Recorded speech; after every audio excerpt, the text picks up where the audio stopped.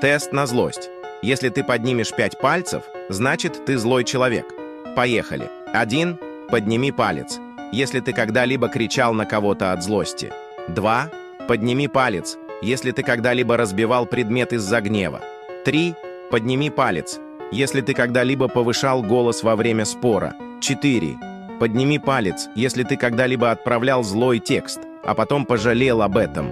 5. Подними палец, если ты легко раздражаешься, играя в видеоигры. 6. Подними палец, если ты когда-либо был зол на первого человека, который появляется, когда ты кликаешь «Поделиться». 7.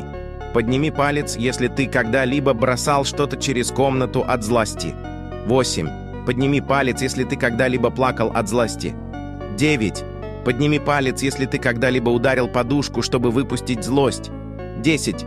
Подними палец, если у тебя всегда серьезное лицо, когда ты злой. Сколько раз ты